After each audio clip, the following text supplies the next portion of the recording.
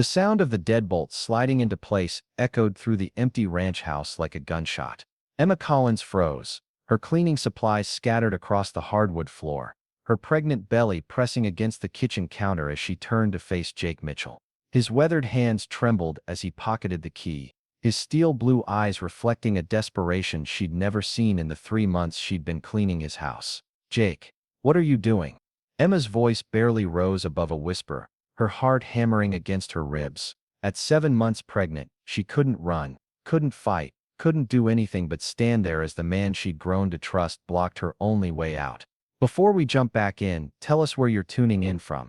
And if this story touches you, make sure you're subscribed, because tomorrow I've saved something extra special for you. Jake took a step forward, then stopped, as if realizing how his actions must look. "Emma, please, just hear me out. I know this looks crazy, but I can't let you leave. Not like this. Not when Derek's outside waiting to take you back to that hell." Through the window, Emma could see the black pickup truck parked at the end of the long driveway, its engine still running. Derek Walsh sat behind the wheel, his face a mask of cold fury even from this distance. Her ex-boyfriend had found her. After 4 months of hiding in Cedar Falls, working odd cleaning jobs to survive, he'd finally tracked her down. 6 months earlier, the autumn wind had cut through Emma Collins like a blade as she stepped off the Greyhound bus in Cedar Falls, Montana. Her entire life fit into a single duffel bag slung over her shoulder, and the pregnancy test in her pocket felt like it weighed 1,000 pounds. At 26, she was starting over with nothing but the clothes on her back and a secret that would change everything. The bus station was nothing more than a bench outside Murphy's Cafe, and the driver barely waited for her feet to hit the pavement before pulling away in a cloud of diesel smoke. Emma stood there for a moment, watching the red taillights disappear around the bend, carrying with them her last connection to the life she'd fled. The silence of the small town pressed against her ears after months of city noise, and for the first time in years, she could hear herself think. Cedar Falls stretched before her like something from a postcard, all wooden storefronts and American flags hanging limp in the still air. The mountains rose behind the town like sleeping giants, their peaks already dusted with early snow. It was beautiful in a way that made her chest ache with longing for a life she'd never had. A life where she could raise a child in peace, where the sound of footsteps behind her didn't make her blood run cold, where love didn't come with bruises. The pregnancy had been Derek's parting gift, discovered 3 weeks after she'd finally gathered the courage to leave. By then she was already 5 states away, working as a night shift cleaner in a Denver office building, sleeping in her car when the shelters were full. The morning sickness had been brutal, made worse by the constant stress of looking over her shoulder, waiting for Derek to find her. He'd promised he would. Derek Walsh always kept his promises, especially the ones that involved pain.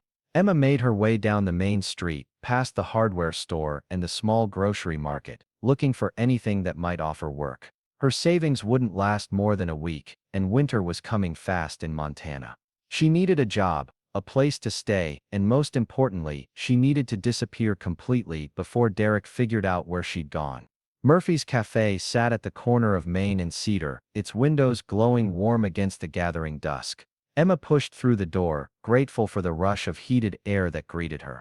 The place was exactly what she'd expected: red vinyl booths, checkered floors, and the kind of comfort food smells that reminded her of her grandmother's kitchen.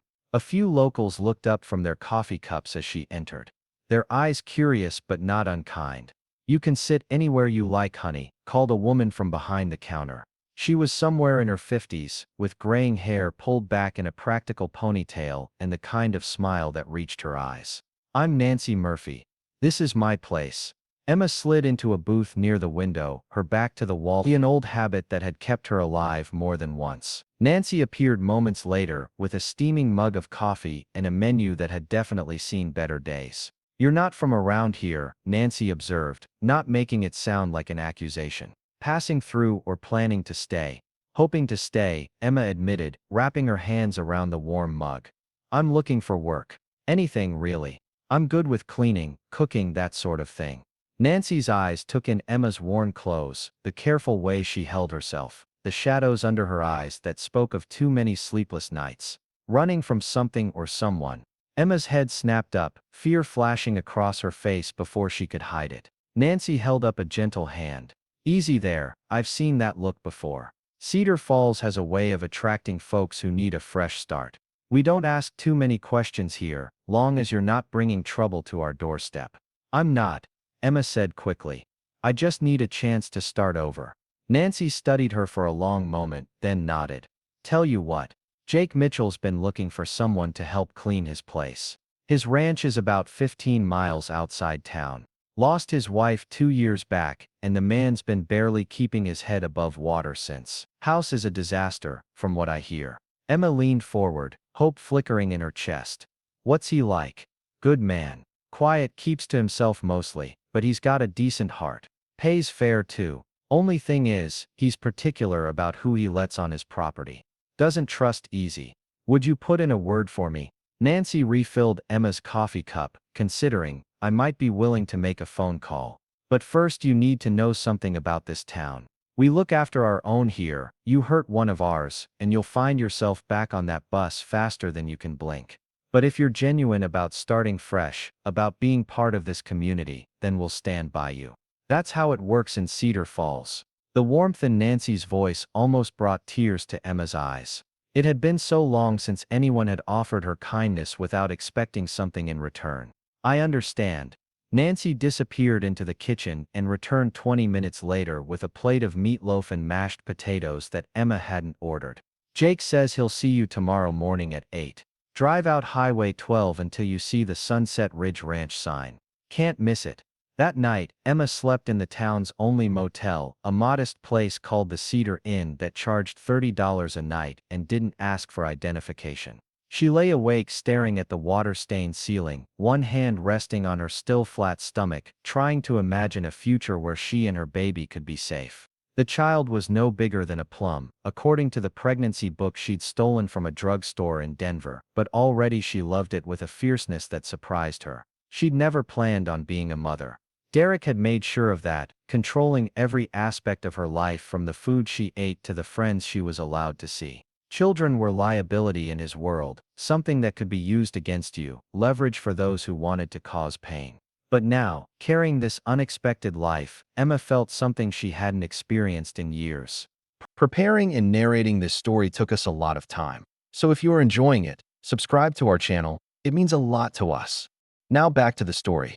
Purpose: this baby would never know the fear she'd lived with. This baby would grow up free. The next morning dawned crisp and clear, the kind of day that made the mountains look close enough to touch.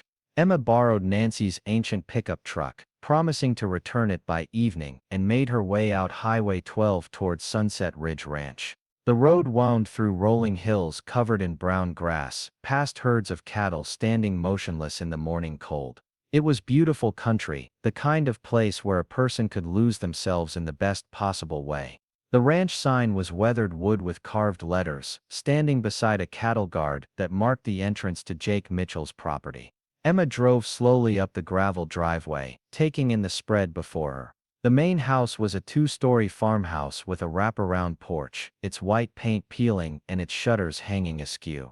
Behind it stood a large barn, several outbuildings, and a network of fenced pastures that stretched toward the mountains. It was clearly a working ranch, but it had the neglected air of a place where the owner had lost interest in maintenance. Jake Mitchell emerged from the barn as Emma parked the truck. He was tall and lean, probably in his mid-30s, with dark hair that needed cutting and the kind of deep tan that came from years of outdoor work. His clothes were practical worn jeans, work boots, and a flannel shirt with the sleeves rolled up. But it was his eyes that caught Emma's attention. They were the color of a winter sky, and they held a sadness so deep it made her chest tighten in recognition. "You must be Emma," he said, his voice carrying the slight drawl of someone who'd spent his whole life in ranch country. "Nancy said you're looking for cleaning work." "Yes, sir, I'm a hard worker, and I don't mind long hours." Jake studied her for a moment, and Emma had the uncomfortable feeling that he could see straight through to her secrets. "House hasn't been properly cleaned in about 2 years. It's going to be a big job." "I'm not afraid of big jobs." Something in her tone must have convinced him, because he nodded toward the house. "Come on then. Let me show you what you're getting yourself into."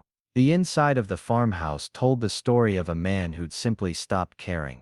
Dust covered every surface, dishes filled the sink, and laundry was piled in corners like fabric snowdrifts. But underneath the neglect, Emma could see the bones of a beautiful home. Hardwood floors that would gleam with proper care, windows that would let in floods of natural light once they were cleaned, built-in bookshelves that begged to be organized and dusted. My wife used to take care of all this, Jake said quietly, running a hand through his hair. After she died, I just couldn't bring myself to. Well, you can see how it turned out. Emma heard the pain in his voice and felt an unexpected kinship with this man who was clearly drowning in his own grief. What was her name?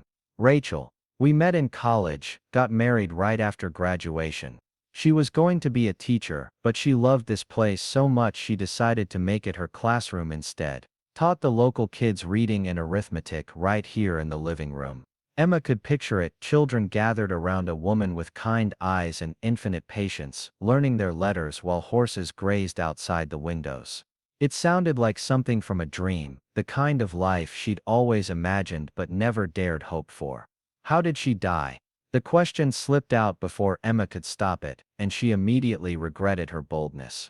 I'm sorry, that's none of my business. Jake was quiet for so long that Emma thought he wouldn't answer.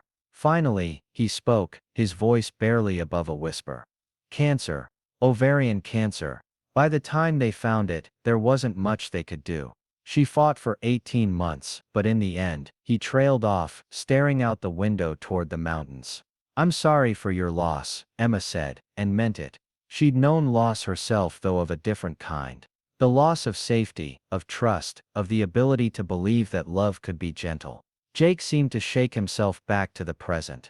The job pays $15 an hour, 3 days a week to start. More if you want it once we see how things go. You'll have full run of the house, and I'll stay out of your way. I spend most of my time with the cattle anyway. It wasn't much money, but it was enough to cover her room at the motel and food. More importantly, it was a chance to prove herself, to build something resembling a normal life before the baby came. When do I start? How about now? Emma spent the rest of that day learning the geography of Jake Mitchell's grief. Every room told the story of a man who'd loved completely and lost everything. Rachel's books still lined the shelves, her clothes still hung in the closet. Her coffee mug still sat on the kitchen counter as if she might walk through the door at any moment and need her morning caffeine. Jake disappeared after showing her around, and Emma was grateful for the solitude. She started in the kitchen, working methodically through the dishes, scrubbing the counters, sweeping the floors. The physical work felt good after months of uncertainty, and slowly the room began to reveal its potential. By evening, the kitchen gleamed, and Emma felt a satisfaction she hadn't experienced in years. Jake reappeared as the sun was setting, his boots caked with mud from the pastures. He stopped in the kitchen doorway, his eyes widening as he took in the transformation. It looks like it used to, he said, his voice thick with emotion. Before, Emma gathered her cleaning supplies, suddenly self-conscious. I'll be back Wednesday if that works for you. Emma. Jake's voice stopped her at the door. Thank you. I know it's just cleaning, but thank you. Emma drove back to town with a lightness in her chest she hadn't felt in months. For the first time since leaving Derek, she felt like she might actually be able to build something here. A job, a place in the community, a future for her child. Cedar Falls was starting to feel like the answer to prayers she'd been afraid to pray. Over the next several weeks, Emma fell into a routine that felt dangerously close to happiness. 3 days a week, she drove out to Sunset Ridge Ranch and worked her way through Jake's house, room by room, bringing it back to life.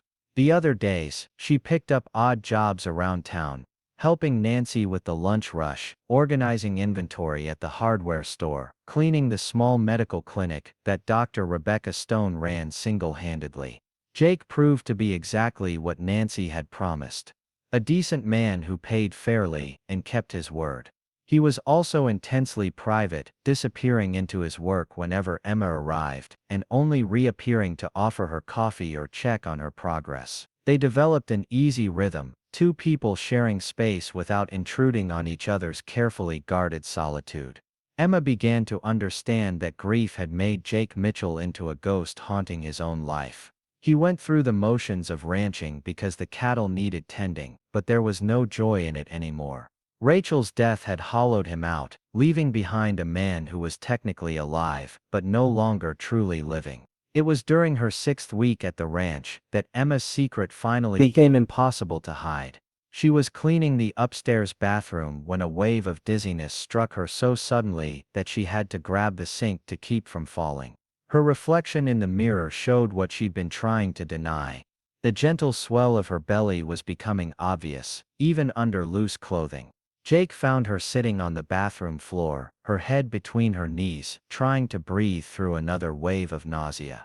He knelt beside her without a word, offering her a glass of water and waiting patiently for her to collect herself. "How far along?" he asked quietly. Emma looked up at him, tears streaming down her face. 4 months. "I'm sorry, I should have told you. I was afraid you wouldn't hire me if you knew." Jake helped her to her feet, his touch gentle and careful. "Why would I care if you're pregnant? You've been doing excellent work. That doesn't change because you're carrying a child. Most people don't want to deal with pregnant women. Too much trouble, too many complications." Something dark flashed across Jake's face. "Is the father in the picture?" Emma's laugh was bitter. "He's the reason I left Denver. He's the reason I can't go back anywhere he might find me." Jake didn't ask for details, and Emma was grateful. The truth was too ugly, too complicated to explain to someone who still believed love could be a safe harbor. Instead, he helped her down to the kitchen and made her tea, moving around the space that had become familiar to both of them. "You need proper medical care," he said, setting the steaming mug in front of her. "Dr. Stone is good people, she'll take care of you, and she doesn't gossip. I can't afford much in the way of medical bills. Let me worry about that."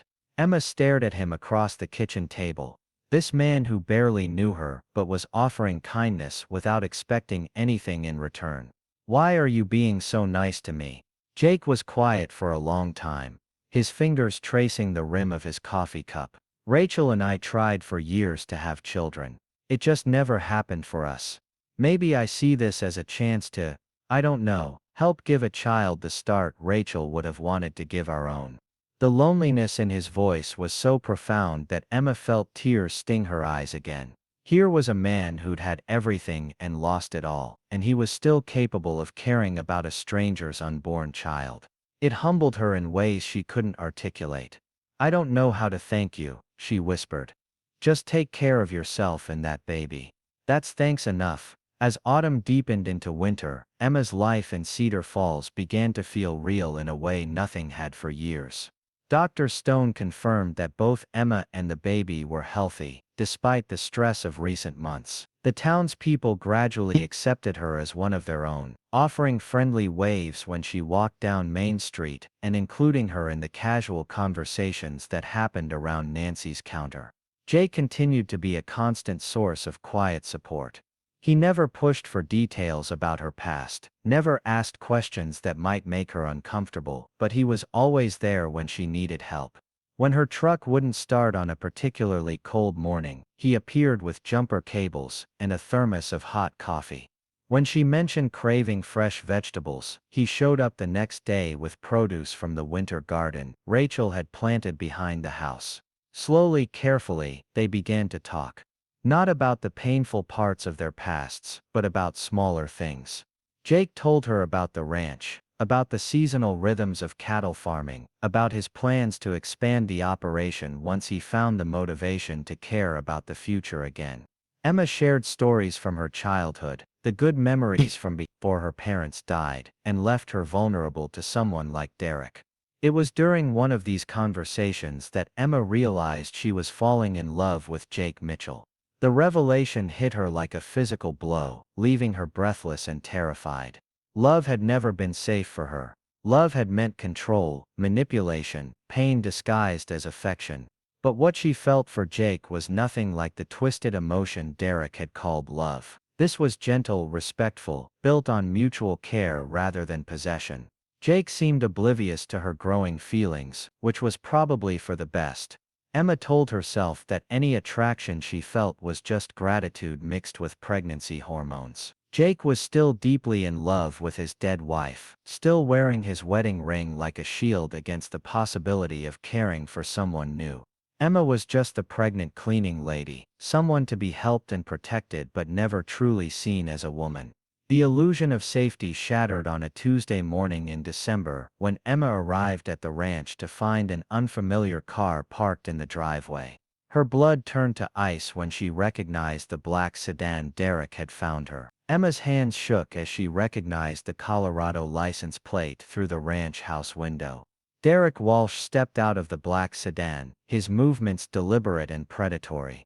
Even from a distance she could see the cold smile that had once made her stomach turn to ice. He'd found her, just as he'd promised he would. 6 months of careful hiding, of building a new life in Cedar Falls, and it had all been for nothing. Derek wore his expensive suit like armor, the same charcoal gray fabric that had made him look so sophisticated when they first met. Back then, she'd been impressed by his success, by the way he commanded attention in every room. She'd mistaken his possessiveness for passion, his control for protection. It had taken years to understand that Derek Walsh didn't love her, he owned her, the way he owned his cars, his house, his reputation. And Derek never let go of his possessions willingly. He stood beside his car for a moment, surveying the ranch with the calculating gaze of a predator assessing new territory. Emma ducked away from the window, her heart hammering against her ribs so hard she thought it might wake the baby. At 5 months pregnant, she was showing clearly now, her belly round and unmistakable beneath her winter coat. Derek would see immediately that she was carrying a child, and the thought of what he might do with that information made her physically sick. The sound of Jake's boots on the front porch steps sent relief flooding through her system. She heard voices through the door, Derek's smooth tenor contrasting sharply with Jake's rougher mountain drawl. Emma pressed herself against the wall beside the kitchen window, straining to hear their conversation without being seen. "I'm looking for Emma Collins," Derek was saying, his voice carrying the practiced charm he used on strangers. "I believe she's been working for you as a cleaning lady." "I'm her fiancé, Derek Walsh." Emma's blood turned to ice at the lie. They'd never been engaged, though Derek had talked about marriage the way other people discussed the weather, as an inevitable outcome that didn't require her input or consent. The ring he'd tried to force on her finger still sat in a pawn shop in Denver, sold for bus fare the day she finally escaped. "Don't know anyone by that name," Jake replied, his tone carefully neutral. "You might want to try in town. Nancy at Murphy's Cafe knows most folks around here. I have reason to believe she's been staying at your ranch." Derek pressed, and Emma could hear the edge creeping into his voice. Derek didn't like being told no, especially not by someone he considered beneath his social status. "I've been tracking her credit cards, her phone records. The trail leads here." Emma realized with growing horror that Derek had been watching her movements for weeks, maybe months. Every purchase at the grocery store, every call to schedule doctor's appointments, every digital footprint she'd left, had been leading him straight to Cedar Falls. She'd been so careful about the obvious things, paying cash when possible, avoiding social media, never using her real name when she could help it. But Derek had resources she'd never considered, connections that could trace her movements through systems she didn't even know existed. "Like I said, you've got the wrong place," Jake repeated, but Emma could hear the tension building in his voice. "I suggest you head back to town before it gets dark. These mountain roads can be tricky for folks who aren't used to them." Derek's laugh was cold and humorless. "Mr. Mitchell, isn't it? I did my research before coming out here. You've had some financial difficulties lately, haven't you? Cattle prices down, medical bills from your late wife's illness. I imagine a man in your position might be tempted to help someone disappear for the right price." Emma felt sick at the casual cruelty in Derek's voice, the way he could weaponize Jake's grief and financial struggles without batting an eye. This was Derek at his most dangerous, when he was calm, calculating, using information like a scalpel to cut at people's vulnerabilities. "You need to leave," Jake said, his voice dropping to the low, dangerous register Emma had never heard from him before. Now, I'm afraid I can't do that, Derek replied smoothly. You see, Emma is carrying my child, and I have certain legal rights. I'm sure a judge would be very interested to hear about how a pregnant woman disappeared from Colorado and ended up working illegally under an assumed identity in Montana. The lie about the baby's paternity hit Emma like a physical blow. Derek was many things, but he wasn't stupid. He'd done the math, figured out the timeline, and constructed a narrative that would serve his purposes. The truth was that Derek had never wanted children, had made that clear from the beginning of their relationship. But now that Emma was pregnant and beyond his reach, the baby had become another tool for control. Emma heard Jake's boots shift on the wooden porch, and she could imagine the expression on his face. The quiet fury that had been building for months, the protective instincts that grief had buried but never quite killed. She'd seen glimpses of it when he talked about Rachel, the fierce love that had driven him to work 18-hour days trying to pay for treatments that might save her life. I don't know what kind of game you're playing, Jake said quietly. But you're not welcome here. Get in your car and drive away, or I'll call Sheriff Bradley and let him sort this out. By all means call the sheriff, Derek said, his confidence growing. I'm sure he'd be fascinated to learn about the harboring of fugitives. Because that's what Emma is, legally speaking. She violated the terms of her restraining order by leaving the state without notification. Emma's knees nearly buckled at this new revelation.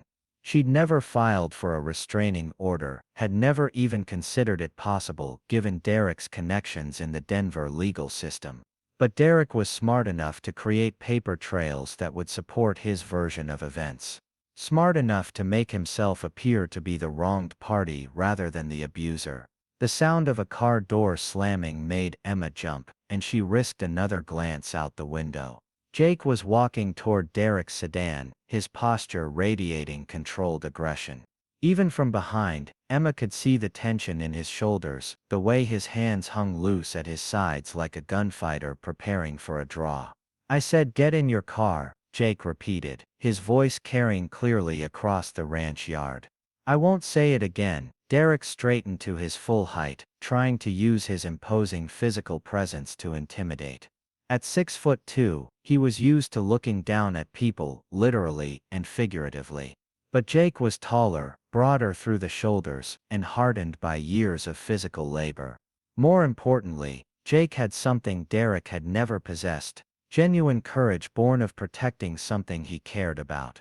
Mr. Mitchell, I understand your desire to help someone you perceive as vulnerable, Derek said, his tone shifting to the condescending patience he used with people he considered intellectually inferior. But Emma has a history of mental instability, of making poor decisions when she's under stress. The pregnancy has only made things worse. She needs professional help, medical supervision. I'm prepared to ensure she gets the best possible care. Emma bit her lip hard enough to taste blood, fighting back tears of rage and terror. Derek was using her pregnancy against her, painting her as an unstable woman who couldn't be trusted to make her own decisions. It was exactly the kind of subtle manipulation he excelled at. The way he could make his victims appear crazy while positioning himself as the reasonable, caring partner, just trying to help. Jake's response was immediate and decisive. The only thing she needs is for you to stay the hell away from her. I'm afraid that's not your decision to make, Derek replied, his mask of civility finally beginning to slip. Emma belongs with me. She's carrying my child, and I intend to take responsibility for both of them. Funny thing about responsibility, Jake said, taking another step closer to Derek. Real men don't have to hunt down women who are running from them. Real men don't use fear to keep someone by their side. Derek's face flushed with anger at the direct challenge to his masculinity. Emma had seen this transformation before, the way Derek could go from charming to vicious in the space of a heartbeat. It was one of the things that had made him so dangerous, his ability to maintain perfect control until the moment he decided to unleash his fury. You have no idea what you're dealing with, Derek said, his voice dropping to the cold, measured tone that had always terrified Emma. I have resources you can't imagine, connections that reach far beyond this pathetic little town. I can make problems disappear, Mr. Mitchell. I can also make them appear. Your ranch is mortgaged to the hilt, your credit is destroyed, and you're one bad season away from bankruptcy. It would be very easy for things to get much worse for you. Emma watched in horror as Derek pulled out his phone, his fingers moving quickly across the screen. One phone call and the bank that holds your mortgage gets a very detailed report about your financial irregularities. Another call and the IRS receives an anonymous tip about unreported income. A third call and Child Protective Services gets a report about an unstable pregnant woman living in unsafe conditions with a man who has a history of violence. I don't have a history of violence, Jake said quietly, but Emma could hear the uncertainty creeping into his voice. Derek was in his element now, using fear and intimidation the way other people used conversation. You will by the time I'm finished, Derek replied with a smile that never reached his eyes. It's amazing how quickly a man's reputation can be destroyed, especially in a small town where everyone thinks they know everyone else. All it takes is the right story told to the right people, and suddenly, you're not the grieving widower who deserves sympathy. You're the unstable man who's been taking advantage of a vulnerable pregnant woman. Emma felt something break inside her chest as she watched Jake's shoulders slump in defeat. This was what Derek did best, finding people's pressure points and applying exactly the right amount of force to make them comply. He'd done it to her for years, using her love for her younger sister as leverage, threatening to destroy her family's small business if she didn't do exactly what he wanted. But Jake was different from the people Derek usually targeted. Jake had already lost everything that mattered to him, had already lived through the worst possible outcome. Derek's threats were based on the assumption that Jake had something left to lose, something he'd sacrifice his principles to protect. Jake straightened slowly, his hands relaxing at his sides. For a moment Emma thought he was going to surrender, going to step aside and let Derek take her back to the hell she'd escaped. Then Jake smiled, a cold, dangerous expression that transformed his entire face. You know what the funny thing is about having nothing left to lose? Jake said conversationally. It makes a man very free.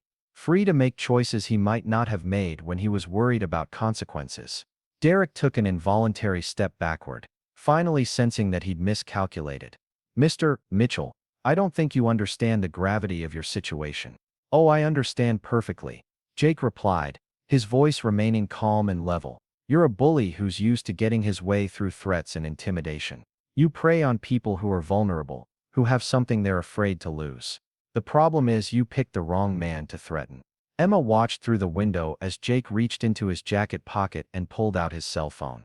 Derek's confidence wavered as Jake began dialing, clearly not expecting this response to his carefully orchestrated intimidation campaign. Sheriff Bradley, this is Jake Mitchell out at Sunset Ridge Ranch. I've got a situation here that needs your attention. Man here is making threats, harassing my employee. Could use some backup. Derek's face went pale as he realized his bluff had been called. Mr. Mitchell, I don't think you want to involve law enforcement in this matter.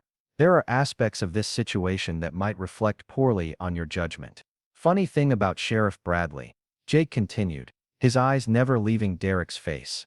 He's not real fond of outsiders who come into his county making threats against local folks. Especially not folks like Emma, who've been nothing but helpful to everyone she's met. The sound of approaching sirens in the distance made Derek's composure crack completely. Emma could see him calculating his options, weighing the risks of staying against the consequences of leaving empty-handed. Derek was used to operating in environments where he controlled all the variables, where his money and connections gave him immunity from consequences. But Cedar Falls, Montana was foreign territory, a place where his usual advantages meant nothing. This isn't over, Derek said, his voice tight with suppressed rage. Emma can't hide forever, and you can't protect her indefinitely. I'll be back, and next time I won't be so reasonable. Next time you won't be welcome, Jake replied. Next time you'll be trespassing on posted land. And in Montana, that gives me certain legal rights I didn't have today. Derek's eyes narrowed as he processed the implied threat. Montana's laws regarding property rights and self-defense were notoriously favorable to landowners. And Jake's meaning was crystal clear. Derek could push this confrontation, but he'd be doing it on Jake's terms, on Jake's land, under Jake's rules. The sheriff's patrol car pulled into the ranch driveway just as Derek was getting back into his sedan. Sheriff Tom Bradley was a man in his 50s with the weathered face and steady demeanor of someone who'd spent decades dealing with every form of human stupidity and cruelty. He emerged from his vehicle slowly, his hand resting casually on his service weapon as he assessed the situation. "Problem here, Jake?" Sheriff Bradley asked, his tone conversational but his eyes alert and watchful. "This gentleman was just leaving," Jake replied, never taking his eyes off Derek. "He seems to have gotten lost looking for someone who doesn't want to be found." Sheriff Bradley studied Derek for a long moment, taking in the expensive suit, the out-of-state plates, the barely contained fury radiating from the man like heat from a fire. "You lost, son?" "Not at all," Derek replied, forcing his voice back to its earlier smooth professionalism. "I was simply trying to locate my fiancée, who seems to have gotten confused about where she belongs. I'll be back when she's ready to come home." "Funny thing about fiancé," Sheriff Bradley said mildly. "In my experience, they generally know where they want to be. If this woman you're looking for doesn't want to be found, might be she's got good reasons." Derek's jaw tightened at the implied criticism, but he was smart enough not to challenge a law enforcement officer directly. "I appreciate your perspective, Sheriff. I'll be sure to handle this matter through proper legal channels." "You do that," Sheriff Bradley replied. "And while you're at it, maybe review Montana's laws regarding stalking and harassment. They're pretty comprehensive these days." Emma watched from the window as Derek drove away, his taillights disappearing down the ranch road like malevolent red eyes fading into the distance. She knew this was far from over, that Derek would regroup and return with a different strategy. But for the moment, she was safe, protected by a man who barely knew her but had chosen to stand between her and the monster from her past. Jake and Sheriff Bradley stood in the yard for several more minutes, their voices too low for Emma to hear clearly. She saw Jake gesture toward the house, saw the sheriff nod thoughtfully, saw both men shake hands before Bradley returned to his patrol car. Only when the sheriff had driven away did Jake turn toward the house, his shoulders sagging with exhaustion and delayed reaction. Emma met him at the front door, tears streaming down her face. "Jake, I'm so sorry. I never meant for you to get involved in this. I should have told you about Derek from the beginning." Jake studied her face, taking in the terror that lingered in her eyes, the way she unconsciously wrapped her arms around her pregnant belly, as if trying to shield her unborn child from danger. "How long has he been hunting you?"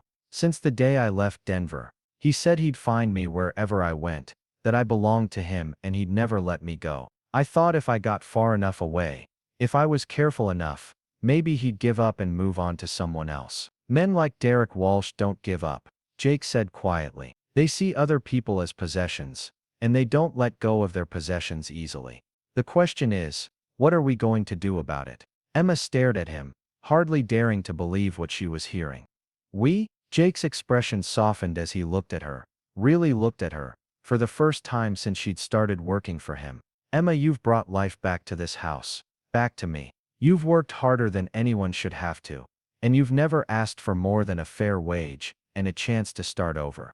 I'll be damned if I'm going to let some city predator drag you back to whatever hell you escaped from." The simple declaration undid something in Emma's chest, a knot of fear and isolation that had been growing tighter every day since Derek had appeared. For the first time in years, she wasn't facing the monster alone. For the first time since leaving Denver, she had someone in her corner who was willing to fight for her safety. "He'll come back," Emma whispered. "Derek doesn't accept defeat. He'll bring lawyers, private investigators, maybe even corrupt officials. He has connections everywhere, money to buy whatever he needs." "Then we'd better be ready for him," Jake replied. "Because I'm not letting him take you. Not now, not ever." Emma felt something shift inside her chest, a warmth that had nothing to do with gratitude, and everything to do with the way Jake was looking at her. Like she mattered, like she was worth fighting for, like she was more than just a victim to be protected, or a possession to be owned. The baby chose that moment to kick, a sharp jab against Emma's ribs that made her gasp and press her hand to her side. Jake's eyes widened as he realized what was happening, wonder replacing the grim determination that had dominated his features. "Is that the baby?" Emma confirmed, unable to suppress a smile despite everything that had just happened. He's been more active lately. I think he can sense when I'm stressed. Emma nodded, her hand still pressed to her belly. Dr. Stone confirmed it last week. I'm having a son. Something profound shifted in Jake's expression, a softness that Emma had never seen before. Without asking permission, he reached out tentatively, his calloused hand hovering just above hers. May I? Emma nodded, guiding his hand to the spot where the baby was moving. The moment Jake's palm touched her belly, the baby kicked again, as if responding to the warmth of this new presence. Jake's breath caught in his throat, his eyes filling with tears he didn't try to hide. Rachel and I used to dream about moments like this, he whispered. About feeling our child move, about planning for the future. I never thought I'd experience anything like it. Emma felt her heart break a little at the raw longing in his voice. Here was a man who'd been designed to be a father, who would have given everything to have what she was carrying. And here she was, pregnant and alone, terrified of the future that should have been filled with joy and anticipation. Jake, she said softly, I need to tell you something about the baby's father. Jake's hand stilled against her belly, but he didn't pull away. You don't owe me any explanations, Emma. Yes, I do, especially after what Derek said today. Emma took a deep breath, gathering her courage to speak the truth she'd never said aloud. Derek Walsh is not this baby's father. Derek made sure I couldn't get pregnant when we were together. He had very specific ideas about children being liabilities, about how pregnancy would ruin my body and make me less attractive to him. Jake's jaw tightened at the casual cruelty implied in Emma's words, but he remained silent, letting her tell her story at her own pace. The baby's father was someone I met after I left Derek, a man named Marcus, who helped me get out of Denver safely. We were both broken, both running from things we couldn't face. We spent one night together, holding each other while we cried for everything we'd lost. I never saw him again after that night, never even knew his last name. Emma watched Jake's face carefully, looking for signs of judgment or disgust. Instead, she saw only compassion and understanding. Marcus was killed 2 weeks later, she continued. Drug dealers who thought he'd stolen from them. I only found out because I saw his picture in the newspaper. By then I'd already discovered I was pregnant. So Derek has no legal claim to your child, Jake said, his voice rough with emotion. None at all, but he's smart enough to muddy the waters, to create doubt about paternity and my fitness as a mother. He doesn't want the baby, Jake. He just wants to control me. The baby is leverage, a way to force me back into the cage I escaped from. Jake was quiet for a long moment, his hand still resting on Emma's belly, feeling the steady movements of the child who would never know his biological father. When he finally spoke, his voice was filled with a determination that sent warmth flooding through Emma's entire body. Then we don't let him create that doubt, Jake said firmly. We make sure everyone knows exactly who this baby belongs to. Emma's breath caught in her throat as she realized what Jake was suggesting. Jake, you can't mean. Marry me, Jake said, his voice steady and sure. Marry me tonight, before Derek has time to file whatever legal papers he's planning. Give your son a father who will protect him, a name that Derek Walsh can never touch. Emma stared at him, hardly daring to believe what she was hearing. Jake, you don't understand what you're offering. Marriage to me would make you a target. Derek will try to destroy you, your ranch, everything you've worked for. Let him try, Jake replied fiercely. I've got nothing left to lose and everything to gain. Emma, you've brought light back into this house, hope back into my life. That baby you're carrying deserves a father who will love him unconditionally, who will teach him to be strong and gentle and brave. Tears streamed down Emma's face as she looked into Jake's eyes and saw her future reflected there. Not the future she'd planned, or the one she'd dreamed about as a girl, but something better, something real and solid and safe. Are you sure? She whispered. This isn't the life you planned. This isn't the family you dreamed about with Rachel. Jake cupped her face in his hands, his thumbs brushing away her tears. Rachel is gone, Emma. I've spent 2 years living in the past, trying to hold on to something that can never come back. But you're here now, alive and real and needing someone to stand beside you. Maybe this isn't the family I planned, but maybe it's the family I was meant to have. Emma felt the last of her defenses crumble as she looked into Jake's eyes and saw not pity or obligation, but genuine affection and fierce protectiveness. This man was offering her everything Derek had never been able to understand. Partnership instead of ownership, protection instead of control, love instead of possession. Yes, she whispered, the word barely audible but carrying the weight of absolute commitment. Yes, I'll marry you. Jake pulled her into his arms then, holding her carefully but firmly, his face buried in her hair. Emma felt the tension that had been her constant companion for months finally begin to ease. She wasn't alone anymore. She wasn't running anymore. Whatever came next, they would face it together. The baby kicked again, stronger this time, as if approving of this new development. Jake laughed, the sound rusty from disuse but genuine and warm. I think he likes the idea of having a father. He likes you, Emma said, placing her hand over Jake's where it rested on her belly. You're going to be an amazing father, Jake Mitchell. And you're going to be an amazing mother, Jake replied, pressing a gentle kiss to the top of her head. Our son is going to grow up knowing he's loved, knowing he's wanted, knowing he's safe. That's what matters. Emma closed her eyes and let herself believe it. Let herself imagine a future where her son could run freely across the ranch land, where he could grow up without fear, where love was gentle and constant and real. It seemed too good to be true, too perfect to last. But for the first time in years, Emma was willing to hope that sometimes, just sometimes, broken people could find each other and build something beautiful from the pieces of their shattered lives. The Cedar Falls courthouse felt like a sanctuary in the fading light of evening, its stone walls solid and reassuring against the chaos that had erupted in their lives. Judge Robert Kane had agreed to perform the ceremony after hours, a kindness that spoke to the tight-knit nature of the small community. Emma sat in the judge's chambers, her hands trembling as she signed the marriage license that would legally bind her to Jake Mitchell, and more importantly, protect her unborn son from Derek's reaching grasp. Dr. Rebecca Stone had agreed to serve as their witness,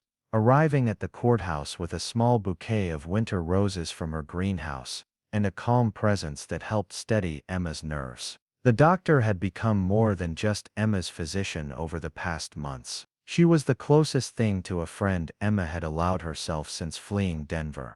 Dr. Stone understood what it meant to be a woman alone in a world that often showed little mercy to the vulnerable. You're doing the right thing, Dr. Stone murmured as she adjusted the simple blue dress she'd brought for Emma to wear. It was nothing like the elaborate wedding gown Emma had once imagined for herself, but it was clean and pretty and made her feel almost normal. Jake is a good man. He'll take care of you and the baby. Emma nodded, though her stomach churned with a mixture of anticipation and terror. This marriage would be real in the eyes of the law, real enough to give her child Jake's name and protection. But it felt surreal to be binding her life to a man she'd known for only a few months. Yet as she thought about the gentle way Jake had touched her belly, the fierce protectiveness in his voice when he'd faced down Derek, she knew this was right. Maybe not conventional, maybe not the romantic love story she'd once dreamed of, but right in a way that mattered more than fairy tales. Jake appeared in the doorway wearing his best suit, a charcoal gray that emphasized the breadth of his shoulders and the clear blue of his eyes. His dark hair was freshly cut, and he'd shaved carefully, transforming himself from the grief-stricken rancher she'd first met into a man ready to take on the responsibility of a wife and child. In his hands he carried a small velvet box that made Emma's breath catch in her throat. These were my grandmother's, Jake said quietly, opening the box to reveal a simple gold band set with a modest diamond. She wore them for 57 years of marriage to my grandfather. They're not fancy, but they've seen a lifetime of real love. Emma stared at the rings, overwhelmed by the weight of history they carried. Jake, I can't take your grandmother's rings. They should go to someone you truly love, someone you choose freely. Jake stepped closer, his voice soft but firm. Emma, I am choosing freely. Maybe this isn't the beginning either of us expected, but it's our beginning. These rings have blessed one marriage already. Let them bless ours. Judge Kane cleared his throat from behind his desk, his weathered face kind but businesslike.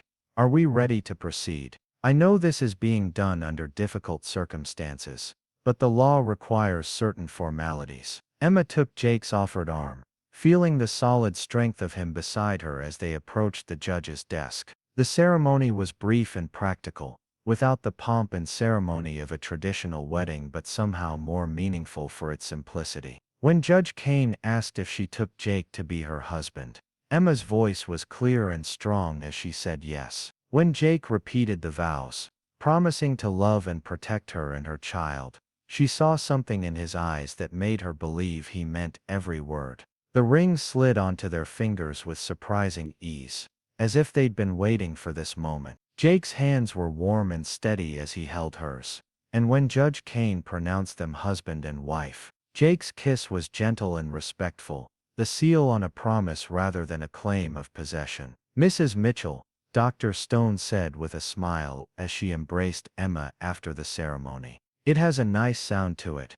Emma Mitchell. The name felt foreign on her tongue, yet it also felt like armor. Derek could no longer claim any legal right to her or her child. She was under Jake's protection now, not as his property, but as his partner in this strange new arrangement they'd created. They drove back to the ranch in comfortable silence, the marriage certificate tucked safely in Emma's purse like a shield against the future. The familiar sight of Sunset Ridge Ranch looked different now that it was legally her home, the lights in the windows warm and welcoming rather than temporary refuge. Jake helped her down from the truck with the careful courtesy of a man still learning how to be a husband, and Emma felt a flutter of something that might have been happiness if she'd allowed herself to hope. Are you hungry? Jake asked as they entered the house that was now their shared home. I could make us some dinner. Emma nodded, suddenly realizing she hadn't eaten since morning. The stress of Derek's appearance and the whirlwind wedding had driven all thoughts of food from her mind, but now her empty stomach was making its needs known. More importantly, she wasn't ready to face the question of sleeping arrangements, wasn't ready to navigate the complex territory of being married to a man who was still grieving his first wife. They worked together in the kitchen, Jake preparing steaks while Emma made a salad and heated rolls. It was a domestic scene that felt both natural and strange, like playing house with very real consequences. The wedding rings caught the light as they moved, constant reminders of the vows they'd just exchanged, and the future they'd committed to building together. Emma, Jake said as they sat down to eat, we need to talk about Derek. He's not going to give up just because we're married now. If anything, it might make him more determined. Emma set down her fork, her appetite disappearing at the mention of Derek's name. I know, Derek doesn't accept defeat easily. He'll find another angle, another way to try to control the situation. What kind of resources does he have? Money, connections, legal influence? Emma thought about the question carefully, trying to assess the full scope of Derek's power without falling into the paralyzing fear that had dominated her thoughts for so long. His family owns a chain of luxury hotels across the West Coast. They have political connections, judges who owe them favors, law enforcement officials who've been in their pocket for years. Derek himself is a corporate lawyer, specializes in making problems disappear for wealthy clients. Jake's jaw tightened as he processed this information. And he's willing to use all of that against you. Against us, Emma corrected, her hand unconsciously moving to her wedding ring. He'll see you as an obstacle now, someone who needs to be removed. Derek doesn't share his toys, and he's never seen me as anything more than a possession. Then we need to be smarter than him, Jake said firmly. We need allies of our own, people who understand what kind of man Derek Walsh really is. Emma felt a spark of hope at the determination in Jake's voice. For so long she'd faced Derek's threats alone, always reactive, always running.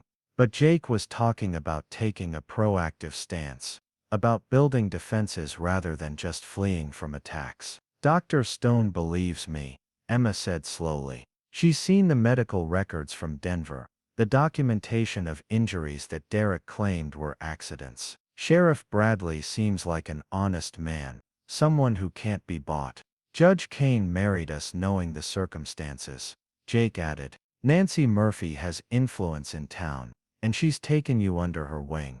We're not as isolated as Derek thinks we are. Emma felt tears prick her eyes at the realization that she'd somehow managed to build a support network without even trying. After years of Derek systematically isolating her from friends and family, she'd forgotten what it felt like to have people in her corner, people who cared about her well-being, without expecting anything in return. There's something else, Emma said, gathering her courage to share the darkest part of her past. Derek has photos, compromising photos that he took without my consent during our relationship. He's threatened to release them before, use them to destroy my reputation if I ever tried to leave him permanently. Jake's knuckles went white, where he gripped his water glass, and Emma could see the fury building behind his carefully controlled expression. That's illegal in Montana. Revenge porn is a felony here, and federal authorities take it seriously when it crosses state lines. But the damage would be done, Emma said quietly. Even if Derek faced consequences later, the photos would be out there forever. People in Cedar Falls would see them, would judge me for them. Our child would grow up knowing those images existed. Jake reached across the table and took her hand, his touch warm and reassuring. Emma, listen to me. If Derek Walsh tries to use those photos against you, he'll face more than just legal consequences. There are some lines you don't cross in a place like this, some things that decent people won't tolerate. Derek thinks his money and connections make him untouchable, but he's never dealt with mountain justice. Emma squeezed Jake's hand, drawing strength from his certainty. She'd spent so long living in fear of Derek's threats, that she'd forgotten there were people in the world who would stand up to bullies, who would protect the innocent even when it cost them something. The baby kicked then, a sharp reminder of what they were really fighting for. This wasn't just about Emma's freedom anymore. It was about ensuring that her son could grow up safe and loved, without the shadow of Derek Walsh hanging over his future. What do we do now? Emma asked. Now we live our lives, Jake said simply. We make this marriage real, we prepare for the baby, and we show Derek Walsh that his intimidation tactics won't work. But first we need to establish some ground rules for this arrangement. Emma felt her stomach clench with nervousness. This was the conversation she'd been dreading, the discussion of expectations and boundaries that would define their relationship going forward. I want you to feel safe here, Jake continued, physically and emotionally safe. That means your bedroom is yours alone, unless and until you decide otherwise. This marriage gives you legal protection, but it doesn't give me any rights to your body or your personal space. Emma felt a rush of relief at Jake's words. Derek had never respected her boundaries, had considered marriage a license to take whatever he wanted whenever he wanted it. The fact that Jake was explicitly giving her control over her own body felt like the greatest gift he could have offered. What about you? Emma asked. What do you need from this arrangement? Jake was quiet for a long moment, his eyes distant as he considered the question. I need to feel useful again. For 2 years I've been going through the motions of living without any real purpose. Taking care of you and the baby, protecting you from Derek, building something good out of this mess. That gives me a reason to keep fighting. Emma saw the pain in Jake's eyes and understood that this marriage was healing something broken in him too. They were both wounded souls finding a way to help each other survive, and maybe that was a stronger foundation than romantic love anyway. We'll take this one day at a time, Emma said softly. No pressure, no expectations beyond what we've already agreed to. Just 2 people trying to build something good for this baby. Jake nodded, his expression softening. One day at a time. That night, Emma lay in the guest room, that was now officially hers, staring at the ceiling and processing the enormity of what had happened. She was married to Jake Mitchell, a man she barely knew but trusted more than anyone she'd met in years. Her child would have his name, his protection, his love. It wasn't the fairy tale she'd once imagined, but it was something better. It was real. The sound of Jake moving around in the kitchen below told her that he was having trouble sleeping too. Emma considered going downstairs, offering to make tea, or just sit with him while they both adjusted to their new reality. But something held her back, the knowledge that they both needed time to process what they'd done and what it meant for their future. Instead, she placed her hand on her belly and whispered to the baby growing inside her, "You're going to have the best father, little one.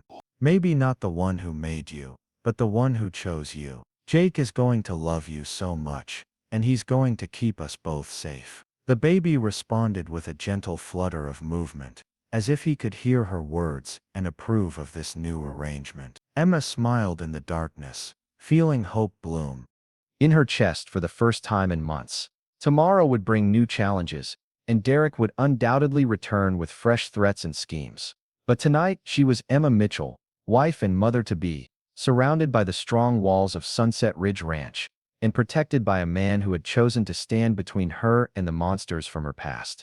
The next morning brought an unexpected visitor in the form of Nancy Murphy, who arrived at the ranch with a basket of freshly baked muffins and a thermos of coffee. Her eyes immediately went to the wedding ring on Emma's finger, and a slow smile spread across her weathered face. "Well now," Nancy said, settling herself at the kitchen table with the familiarity of an old friend. "I heard from Dr. Stone that congratulations are in order." Emma felt heat rise in her cheeks, still getting used to the idea of being married. It was a small ceremony, very simple. "The best ones usually are," Nancy replied with a knowing look.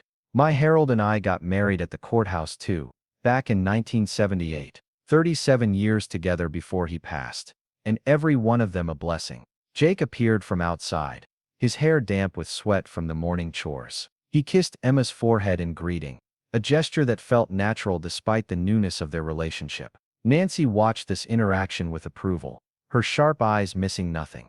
"Jake Mitchell," Nancy said with mock sternness, "you could have given a woman some warning before stealing away the best cleaning lady in 3 counties. "Emma's more than just a cleaning lady," Jake replied, his arms settling protectively around his new wife's shoulders. "She's family now." Nancy's expression softened at the simple declaration that she is. "And family looks after each other in Cedar Falls. Which is why I'm here to tell you both that the whole town is buzzing about that fancy stranger who showed up yesterday asking questions about Emma."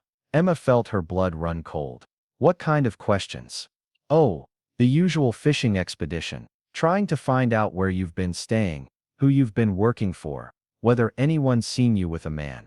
Derek Walsh made quite an impression on folks, and not a good one. "What did people tell him?" Jake asked, his voice tight with concern. Nancy's smile was sharp and predatory. "Absolutely nothing useful. You see, Derek Walsh made one crucial mistake yesterday. He was rude to Millie Henderson at the post office, dismissive of Frank Morrison at the hardware store, and downright insulting to Father Miguel at the church." Word travels fast in a town this size, and by evening everyone knew exactly what kind of man we were dealing with. Emma stared at Nancy in amazement. "You mean people are protecting me, even though I'm essentially a stranger?" "Honey, you stopped being a stranger the first day you helped Widow Patterson carry her groceries home from the store. You became one of us when you volunteered to help with the church bake sale despite being exhausted from work. Cedar Falls takes care of its own, and you're one of ours now, whether you realize it or not." Tears pricked Emma's eyes at the simple acceptance in Nancy's voice. After years of isolation and fear, she'd somehow found a community that was willing to stand between her and danger without expecting anything in return.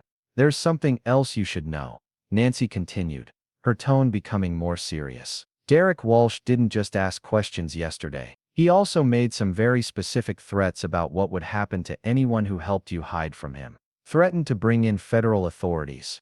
Claimed you were mentally unstable and dangerous to your unborn child." Jake's arm tightened around Emma's shoulders. "Did anyone believe him?" "Not for a second," Nancy replied firmly. "Dr. Stone set the record straight about your mental health and the baby's well-being. Sheriff Bradley made it clear that Derek Walsh has no legal authority in Montana. And Judge Kane let it slip that you two had gotten married, which pretty much demolished Derek's claim to have any rights regarding you or the child." Emma felt a surge of gratitude so strong it nearly overwhelmed her. These people barely knew her, yet they were willing to stand up to a powerful and dangerous man on her behalf. It was the kind of loyalty and protection she'd never experienced, even from her own family. "What happens now?" Emma asked. Nancy's expression grew grim. "Now Derek Walsh is angry and cornered, which makes him more dangerous than before. He's not used to people saying no to him, and he's definitely not used to being outmaneuvered by small-town folks he considers beneath his notice. He'll be back with a different strategy. We'll be ready for him," Jake said firmly. "I hope so," Nancy replied. "Because men like Derek Walsh don't give up easily. They see every defeat as a temporary setback, every obstacle as something to be crushed rather than overcome. You've won the first battle, but the war is far from over." After Nancy left, Emma and Jake spent the morning discussing practical preparations for Derek's inevitable return. They reviewed the ranch's security, identifying potential vulnerabilities and ways to improve their defenses. Jake showed Emma how to use the rifle that hung above the fireplace, teaching her the basics of loading and firing the weapon with the patient thoroughness of a man who understood that her life might depend on this knowledge. "I don't want to shoot anyone," Emma said as she practiced sighting down the barrel. "I don't want you to have to," Jake replied. "But Derek Walsh has already proven he's willing to use violence and intimidation to get what he wants. If he escalates to physical threats, you need to be able to protect yourself and the baby." Emma nodded, understanding the grim necessity of these preparations. She'd spent too many years being helpless, being dependent on Derek's mercy for her safety. Never again would she be caught defenseless when danger threatened her or her child. That afternoon brought a visit from Sheriff Bradley, who arrived with a folder full of documents and an expression that was equal parts concerned and determined. "I've been doing some research on your friend Derek Walsh," the sheriff said as he settled into a chair at their kitchen table. "Turns out Mr. Walsh has quite an interesting history with law enforcement in Colorado." Emma leaned forward, hope and dread warring in her chest. "What kind of history?" 3 different women have filed complaints against him over the past 5 years. Stalking, harassment, threats. One case involved alleged sexual assault, though the charges were dropped when the victim suddenly recanted her testimony. Jake's jaw tightened. "Let me guess, the victim recanted after Derek or his family made it worth her while." "That would be my assumption," Sheriff Bradley agreed. "The Walsh family has a lot of influence in Denver. Money talks, and it talks loudly enough to make inconvenient problems disappear." Emma felt sick as she processed this information. She wasn't Derek's first victim, and she probably wouldn't be his last if he wasn't stopped. How many other women had suffered because Derek Walsh had money and power and no conscience? "Is there anything we can do with this information?" Emma asked. "I've reached out to the Colorado authorities. Let them know that Derek Walsh is operating in Montana now and making threats against local citizens. I've also documented his visit to the ranch yesterday, including the specific threats he made against Jake's property and livelihood." Sheriff Bradley pulled a restraining order from his folder and placed it on the table. "This is temporary, but it legally prohibits Derek Walsh from coming within 500 feet of you, Jake, or this property. If he violates it, he'll be arrested immediately." Emma stared at the legal document, hardly daring to believe that something so simple could offer real protection against Derek's sophisticated threats. "Will this actually stop him?" she asked. "Probably not," Sheriff Bradley admitted. "Men like Derek Walsh think the law doesn't apply to them. But it gives us legal grounds to arrest him if he shows up here again, and it creates an official record of his harassment. Sometimes that's enough to make bullies think twice." As evening approached, Emma found herself standing on the front porch of the ranch house, looking out over the land that was now legally her home. The mountains rose in the distance like ancient guardians, their peaks touched with gold from the setting sun. It was beautiful country, the kind of place where a child could grow up strong and free, surrounded by space and clean air and people who cared about each other. Jake joined her on the porch, 2 cups of tea in his hands. They stood together in comfortable silence, watching the sun sink toward the western horizon and painting the sky in shades of orange and pink. "Do you think he'll come back tonight?" Emma asked quietly. "Maybe," Jake replied. "But if he does, he'll find us ready for him. The sheriff has a deputy watching the road, and half the county knows to be on the lookout for Derek's car. He won't catch us off guard again." Emma nodded, drawing comfort from Jake's steady presence beside her. Whatever came next, she wouldn't face it alone. She had a husband now, a partner who was willing to stand between her and danger. She had a community that had claimed her as one of their own. She had legal protection and friends who would fight for her safety. Most importantly, she had hope. For the first time since leaving Denver, Emma could imagine a future where her son would grow up safe and loved, where Derek Walsh was nothing more than a bad memory from a dark time in their lives. It seemed too good to be true, too perfect to last. But as she stood on the porch of Sunset Ridge Ranch with her husband's arm around her shoulders and her unborn child moving gently in her womb, Emma allowed herself to believe that sometimes broken people could find each other and build something beautiful from the pieces of their shattered lives. The blizzard hit Cedar Falls 3 weeks after Emma and Jake's wedding with a ferocity that hadn't been seen in decades. Snow fell in thick, blinding sheets that turned the familiar landscape into an alien wilderness of white. The power lines went down first, then the phone service, leaving Sunset Ridge Ranch completely isolated from the outside world. Emma stood at the kitchen window, watching the storm rage beyond the glass, her hand pressed protectively against her swollen belly as another contraction rippled through her body. "Jake," she called out, her voice tight with pain and growing concern. "I think the baby's coming." Jake appeared from the hallway where he'd been checking their emergency supplies, his face immediately shifting from concern to focused determination. At 8 months pregnant, Emma wasn't due for another 4 weeks, but the stress of the past month had taken its toll on her body.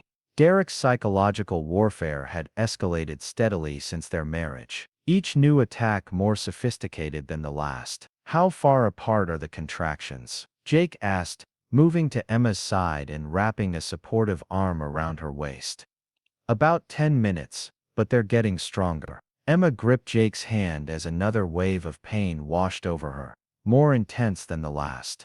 "Jake, I'm scared. Dr. Stone can't get through in this storm, and the hospital is 40 miles away." Jake's jaw tightened as he looked out at the raging blizzard that had effectively trapped them on the ranch. The dirt road leading to the highway was already impassable, buried under 3 feet of snow and growing deeper by the hour. Even if they could somehow make it to his truck, there was no way they'd reach Cedar Falls Medical Center before the baby arrived. "We're going to handle this ourselves," Jake said firmly, his voice carrying the calm authority of a man who'd faced crisis before. "Women have been having babies for thousands of years without hospitals. Dr. Stone left detailed instructions when she was here last week. Remember, we have everything we need." Emma nodded, trying to draw strength from Jake's confidence even as fear clawed at her insides. This wasn't how she'd imagined bringing her son into the world. She'd planned for a clean hospital room with medical professionals and pain medication, not a ranch house in the middle of a blizzard with only her husband to help deliver their child. Another contraction struck, this one strong enough to double Emma over with its intensity. Jake caught her, supporting her weight as she breathed through the pain with the techniques Dr. Stone had taught them. When it passed, Jake helped her to the living room couch, his movements gentle but purposeful. "I'm going to get the supplies Dr. Stone left for us," Jake said, pressing a kiss to Emma's forehead. "And I'm going to call the emergency radio frequency. Sheriff Bradley monitors it even during storms like this." Emma watched Jake disappear upstairs, his footsteps quick but controlled. She could hear him moving around in their bedroom, gathering the medical supplies that Dr. Stone had insisted they keep on hand just in case. The doctor had been concerned about Emma's stress levels, worried that the ongoing harassment from Derek might trigger premature labor. The irony wasn't lost on Emma that Derek's latest scheme had been designed to isolate them from help, and now they truly were isolated when they needed assistance most. 3 days ago, Derek had filed a lawsuit claiming that Jake had kidnapped Emma and was holding her against her will. The legal papers had been delivered by a process server who'd arrived with a team of private investigators, all of them questioning neighbors and taking photographs of the ranch. Sheriff Bradley had dismissed the allegations immediately, but the lawsuit had created exactly the kind of public spectacle Derek wanted. Local news stations had picked up the story, painting Jake as either a hero or a kidnapper depending on their political leanings. The attention had been overwhelming and invasive, with reporters camping outside the ranch gates and photographers using telephoto lenses to capture images of Emma through the windows. Dr. Stone had been forced to issue a public statement confirming that Emma was receiving excellent prenatal care and was in no danger from her husband. But the damage was done. The stress had triggered early labor, just as Derek had probably hoped it would. Jake returned with an armload of supplies and the emergency radio, his face grim but determined. He set up the radio on the coffee table and began trying to reach Sheriff Bradley on the emergency frequency, static crackling through the speakers as he adjusted the dials. "Sheriff Bradley, this is Jake Mitchell at Sunset Ridge Ranch. We have a medical emergency. Emma's in labor and we can't get to the hospital. Over." Long seconds passed with nothing but static, then Sheriff Bradley's voice crackled through the interference. "Jake, this is Tom. I read you. How far along is she? Over. Contractions are about 8 minutes apart and getting stronger. She's not due for another month. Over. I'm going to try to patch you through to Dr. Stone. She's stranded in town but she might be able to talk you through it. Stand by." Emma gripped Jake's hand as another contraction hit, this one lasting nearly a minute and leaving her breathless. The baby was definitely coming. Storm or no storm, ready or not. Jake squeezed her hand and whispered words of encouragement, his presence a steady anchor in the chaos of pain and fear. Dr. Stone's voice came through the radio with surprising clarity, her professional calm cutting through the static. "Emma, can you hear me? This is Rebecca." "I can hear you," Emma gasped, grateful beyond words to have her doctor's guidance even from a distance. "Good. Now listen carefully. You're going to do beautifully, but I need you to focus on your breathing." "Jake, are you there?" "I'm here, Doc," Jake replied, his voice steady despite the enormity of what they were facing. "You remember everything we discussed during Emma's last appointment, about what to do if labor started unexpectedly?" "Yes, ma'am. I've got the supplies ready." Dr. Stone began walking them through the process step by step, her voice calm and reassuring despite the circumstances. She explained how to time the contractions, how to recognize the signs of the baby's imminent arrival, and what Jake would need to do to help deliver their child safely. As the hours passed, the contractions grew stronger and closer together. Emma found herself entering a strange dreamlike state, where nothing existed except the rhythm of labor and Jake's steady presence beside her. He never left her side, cooling her forehead with damp cloths, helping her change positions, and speaking words of love and encouragement that gave her strength to continue. "You're the strongest woman I've ever known," Jake murmured during a brief respite between contractions. "Our son is lucky to have you as his mother." Emma managed a weak smile, touched by the reverence in Jake's voice. Somewhere during the long night of labor, their marriage of convenience had transformed into something deeper and more real. Jake wasn't just protecting her anymore.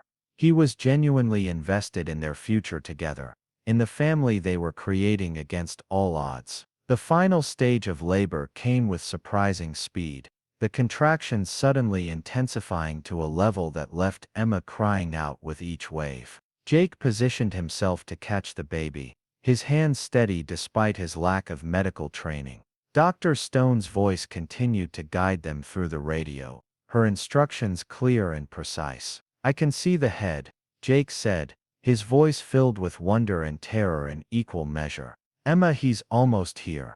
With a final push that seemed to tear her apart, Emma felt her son slip into the world and into Jake's waiting hands. The silence that followed was deafening, broken only by the howling wind outside and Emma's ragged breathing. Then the baby cried, a strong lusty wail that filled the room with life and joy. Jake held their son with shaking hands, tears streaming down his face as he stared at the perfect little boy they'd brought into the world together. "He's beautiful," Jake whispered, his voice thick with emotion. "Emma, he's absolutely perfect." Dr. Stone's voice crackled through the radio, walking them through the immediate post-birth procedures. Jake cut the umbilical cord with hands that barely trembled, then helped Emma deliver the placenta while cradling their newborn son against his chest. Emma held out her arms for the baby, and Jake carefully placed him on her chest. The moment her son's skin touched hers, Emma felt a love so fierce and immediate that it took her breath away. This tiny person had grown inside her for 8 months, but seeing his face for the first time was still a revelation. "Hello, little one," Emma whispered, touching the baby's impossibly soft cheek. "I'm your mama, and this is your daddy. We love you so much." The baby's eyes opened, dark blue and unfocused but somehow seeming to look directly at Emma. He was smaller than he should have been at full term, but he was breathing well and his color was good. Jake wrapped them both in warm blankets, creating a cocoon of warmth and safety in the midst of the storm. "What are we going to name him?" Jake asked softly, one finger tracing the baby's tiny hand. Emma had been thinking about names for months, but nothing had felt quite right until this moment. "Samuel," she said suddenly. "Samuel Mitchell. It means God heard in Hebrew." Jake's smile was radiant as he looked down at his son. "Samuel Mitchell. I like it. Hello, Sammy." Dr. Stone's voice came through the radio again, congratulating them on the successful delivery and providing instructions for the baby's immediate care. Both mother and child seemed to be doing well despite the circumstances, though she wanted to examine them both as soon as the storm passed. As dawn broke over the snow-covered ranch, the blizzard finally began to subside. The world outside was transformed into a pristine winter wonderland, beautiful and peaceful in the pale morning light. Emma dozed with Samuel nestled against her chest, exhausted but happy in a way she'd never experienced before. Jake sat beside them on the couch, his arm around Emma's shoulders, watching over his new family with fierce protectiveness. The ordeal of the night had changed something fundamental between them. They weren't just partners in a marriage of convenience anymore. They were truly husband and wife, bound together by the shared experience of bringing life into the world. "I love you," Jake said quietly, the words slipping out naturally as he pressed a kiss to Emma's temple. "I know this started as an arrangement to protect you and the baby, but somewhere along the way, it became real for me. You became real for me." Emma turned to look at him, seeing the truth of his words reflected in his eyes. "I love you too," she whispered, the admission feeling like the most natural thing in the world. "I think I started falling for you the first day we met, but I was too scared to admit it even to myself." They sat together in the peaceful aftermath of birth, their son sleeping quietly between them, and Emma felt a contentment she'd never imagined possible. Outside, the storm was clearing, revealing a world made new by snow and possibility. The peace was shattered by the sound of vehicles approaching the ranch. Jake immediately tensed, his protective instincts flaring as he moved to the window to see who was coming up their road. Through the trees, he could make out several black SUVs, making their way carefully through the snow, their progress slow but determined. "Derek," Emma breathed, fear clutching at her heart as she held Samuel closer. "He's found a way through the storm." Jake's face hardened as he counted the vehicles, at least 4 SUVs, probably carrying Derek and a team of private security contractors. This wasn't the desperate harassment they'd faced before. This was a full-scale assault designed to take Emma and the baby by force. "Get upstairs with Samuel," Jake said, his voice calm but urgent. "Lock yourself in the bedroom and don't come out no matter what you hear." "Jake, no. There are too many of them. You can't face them alone." Jake cupped Emma's face in it, his hands, his eyes intense and determined. "I swore to protect you and our son, and that's exactly what I'm going to do. Samuel needs his mother safe. Emma, please." Emma nodded reluctantly, understanding that Jake was right even as her heart broke at the thought of leaving him to face Derek's men alone. She gathered Samuel in her arms and made her way carefully upstairs, her body still weak from labor but her maternal instincts driving her to seek safety for her child. From the bedroom window, Emma watched as the SUVs arranged themselves in a semicircle around the ranch house. Men in tactical gear emerged from the vehicles, their movements coordinated and professional. Derek stepped out of the lead SUV wearing an expensive winter coat and the cold smile that had haunted Emma's nightmares for months. Jake emerged from the house, carrying his rifle, his posture radiating controlled fury as he faced down the small army that Derek had brought to his doorstep. Emma couldn't hear what was being said, but she could see Jake's refusal to back down, could see Derek's growing frustration as his intimidation tactics failed to work. The standoff continued for several tense minutes, with Derek's men slowly spreading out to surround the house, while Jake maintained his position on the front porch. Emma clutched Samuel to her chest, whispering prayers for Jake's safety and cursing her own helplessness. Then she heard the sound that changed everything. The distinctive whine of helicopter rotors cutting through the morning air. 3 aircraft appeared over the ridge, their markings clearly identifying them as law enforcement. Sheriff Bradley's voice boomed through a megaphone, ordering Derek's men to drop their weapons and step away from the house. Emma watched in amazement as federal agents rappelled from the helicopters, quickly surrounding Derek's private army and placing them under arrest. The coordination was flawless, suggesting that law enforcement had been tracking Derek's movements and waiting for him to make exactly this kind of mistake. Derek himself was among the last to be arrested, his face a mask of disbelief and rage as federal agents placed him in handcuffs. He shouted something at Jake that Emma couldn't hear, but Jake's response was clear. Oh, a dismissive gesture that sent Derek into an even greater fury. Sheriff Bradley made his way to the house, his expression grim but satisfied. Emma could see him talking to Jake, both men's body language suggesting relief and mutual respect. After what felt like hours, Jake finally came back inside, his face showing the strain of the confrontation, but his eyes bright with victory. "It's over," Jake said simply as he climbed the stairs to their bedroom. Derek Walsh is under federal arrest for kidnapping conspiracy, interstate stalking, and violation of federal firearms laws. He brought weapons across state lines with the intent to commit violent crimes. His lawyers won't be able to buy his way out of this one. Emma felt a weight she'd been carrying for months finally lift from her shoulders. How did the FBI know to come? Sheriff Bradley has been working with federal authorities since Derek first showed up in Cedar Falls. They've been building a case against him for weeks, just waiting for him to do something stupid enough to justify federal charges. Bringing a private army to our ranch definitely qualified.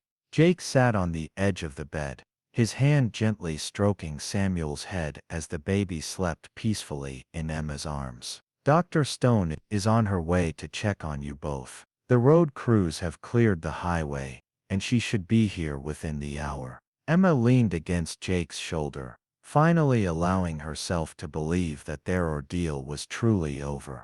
Derek was in custody, facing charges that would keep him in prison for years. Samuel was healthy and safe in her arms, and Jake, her husband, her partner, the father of her heart if not her blood, was beside her, solid and strong and absolutely committed to their future together. "What happens now?" Emma asked. "Now we live our lives," Jake replied, the same words he'd spoken after their marriage, but with deeper meaning now. "We raise our son, we work the ranch, we become the family we were meant to be." Dr. Stone arrived an hour later, her medical bag in hand, and her face glowing with relief at finding both Emma and Samuel healthy, despite their dramatic entrance into the world. She examined them both thoroughly, pronouncing the baby perfect despite being a month early, and praising Jake's skill in handling the delivery. "You did beautifully, both of you," Dr. Stone said, as she packed up her equipment. "Samuel is a lucky little boy to have parents who love him so much." Parents. The word settled into Emma's heart like a blessing. Jake wasn't Samuel's biological father, but he was the man who'd chosen to love and protect them both. He was the one who'd caught Samuel as he entered the world, who'd cut his umbilical cord, who'd held him while Emma rested. Biology was just genetics. Family was what you built with love and commitment, and daily choices to show up for each other. Over the following weeks, life at Sunset Ridge Ranch settled into a new rhythm. Samuel proved to be a remarkably easy baby, sleeping well and eating enthusiastically, as if he knew he was safe and loved. Jake threw himself into fatherhood with the same quiet intensity he brought to everything else, learning to change diapers and warm bottles with the patience of a man who'd found his true calling. Emma watched Jake with their son, and felt her heart swell with love for this man who'd saved them both in every way that mattered. He sang lullabies to Samuel in his rough mountain drawl, read him stories from children's books that had appeared mysteriously in the nursery, and spent hours just holding the baby while Emma rested. The legal proceedings against Derek moved swiftly through the federal court system.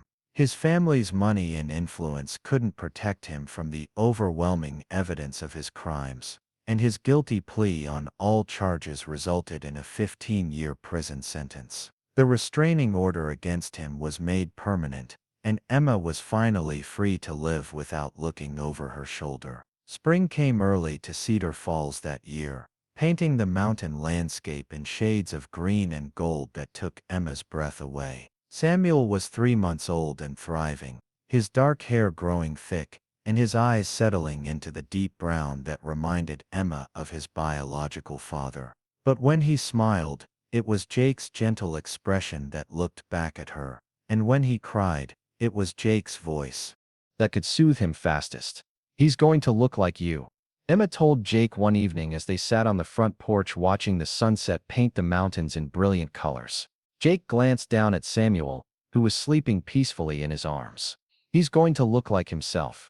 But I hope he gets your strength and your courage. And your kindness, Emma replied, leaning against Jake's shoulder.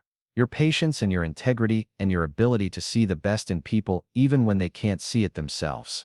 Jake pressed a kiss to the top of Emma's head, breathing in the scent of her hair and the clean mountain air that surrounded their home. Do you ever regret it? The way things happened between us, the marriage of convenience that became something real.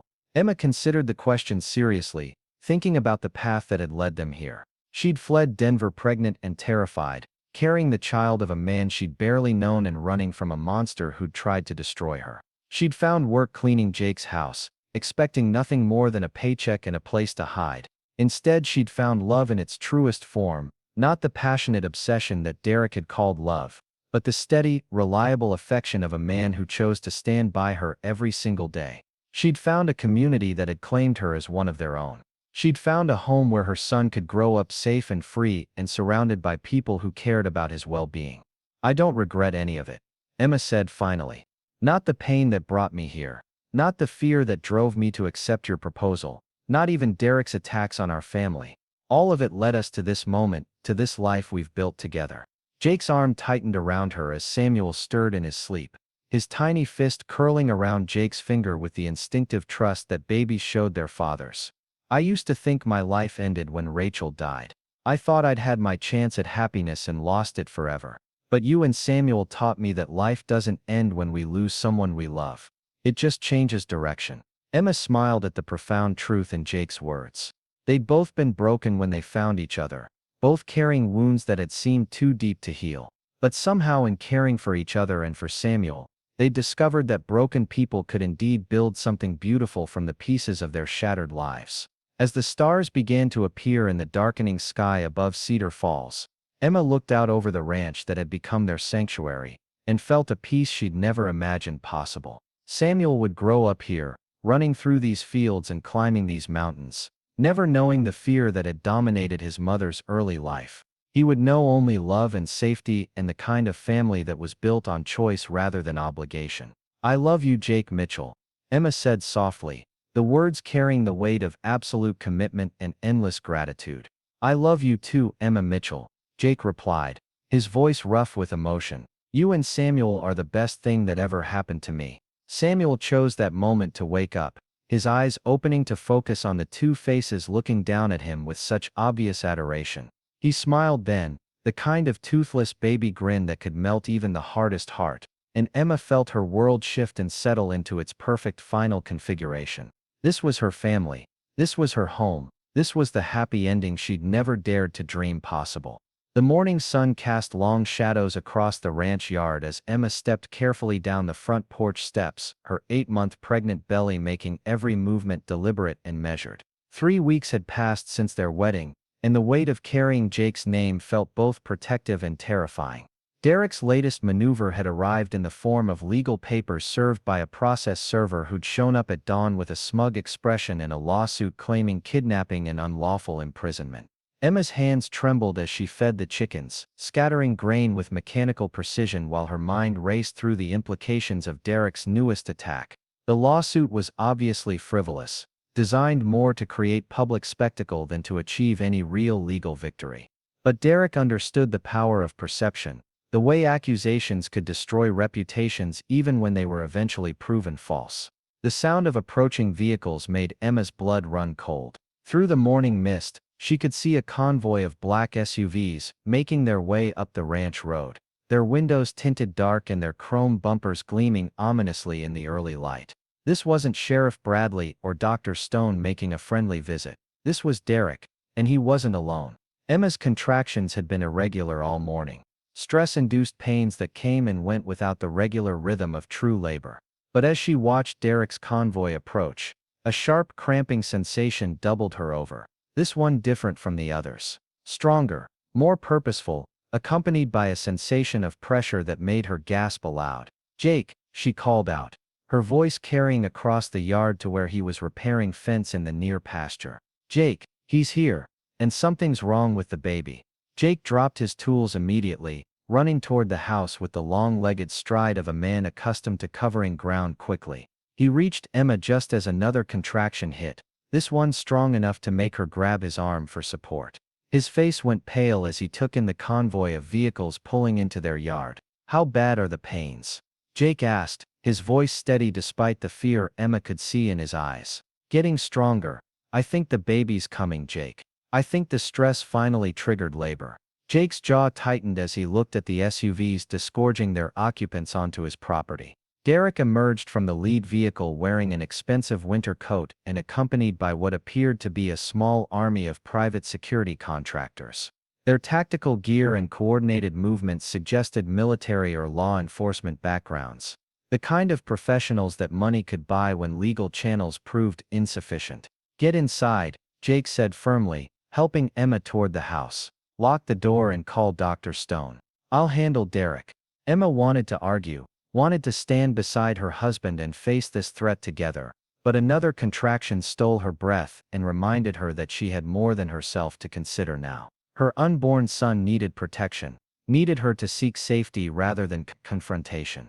Inside the house, Emma made it as far as the living room before another wave of pain brought her to her knees. The contractions were coming faster now, maybe 5 minutes apart, each one more intense than the last. She managed to reach the phone and dial Dr. Stone's emergency number, her voice shaking as she explained the situation. "Emma, listen to me carefully, Doctor." Stone's voice was professionally calm despite the obvious concern underneath. "I'm snowed in at the hospital because of the storm that's moving through, and the roads between here and the ranch are impassable. You're going to have to deliver this baby without medical assistance." The words hit Emma like a physical blow. She'd always imagined giving birth in a sterile hospital room with trained professionals and pain medication readily available. The idea of delivering her first child at home, with only Jake to help her, seemed overwhelming and terrifying.